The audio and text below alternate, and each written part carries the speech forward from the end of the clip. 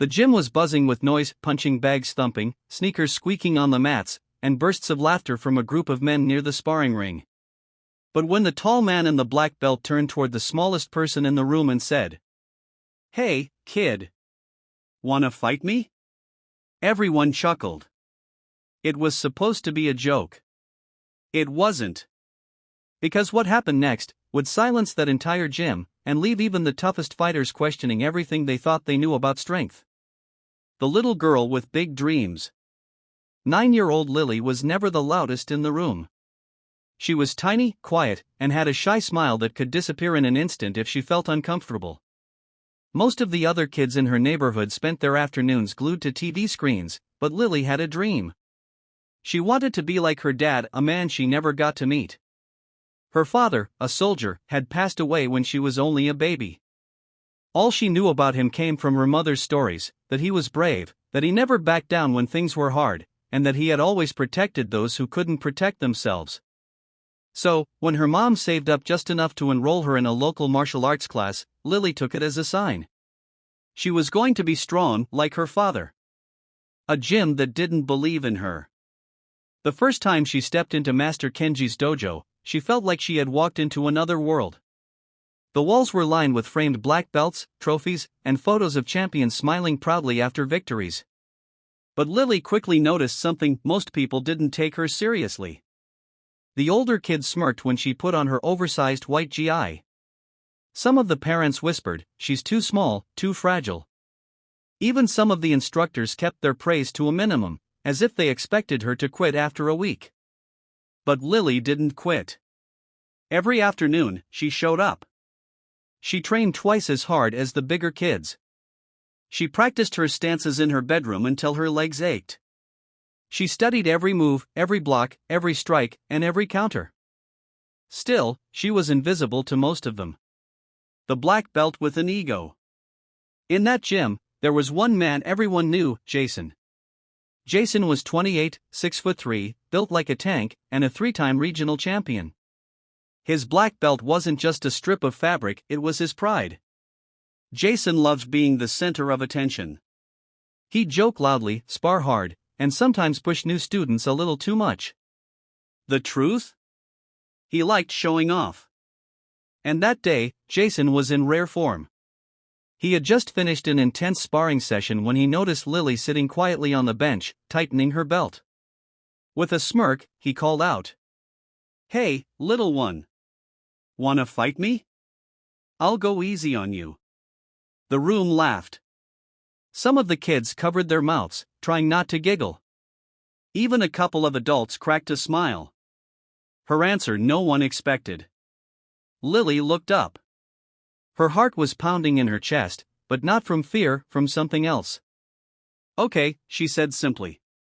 The laughter got louder. Jason raised his eyebrows. "Oh, we've got a brave one," he said. "All right, champ, let's see what you've got." Master Kenji hesitated for a moment, but he knew Lily had been training hard. And besides, Jason had promised to go easy. The sparring began. Round 1, underestimated. Jason stood tall, barely moving, with a playful grin. "Come on, hit me."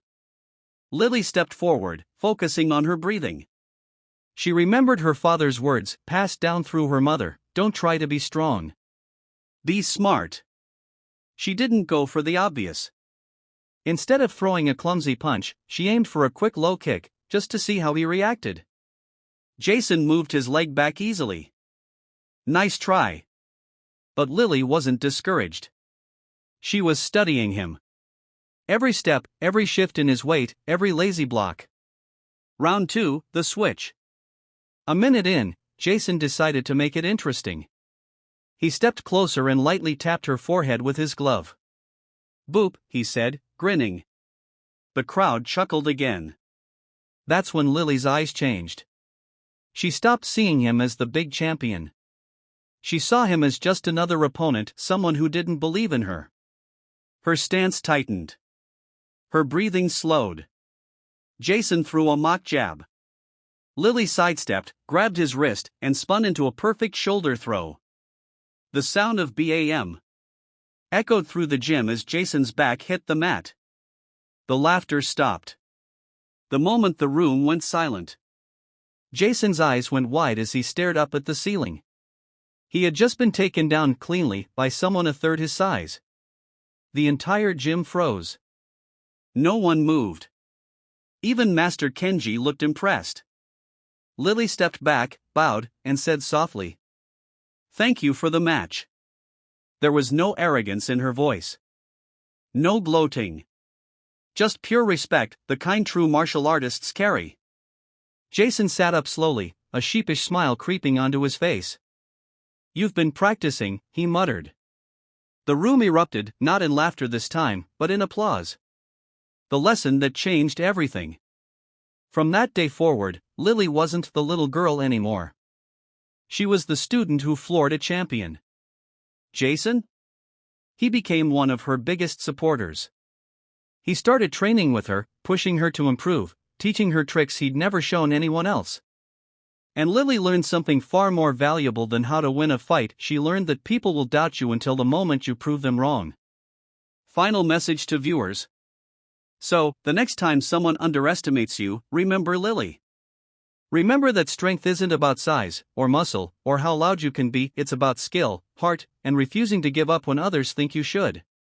If this story inspired you, drop a comment below and share a moment when you proved someone wrong.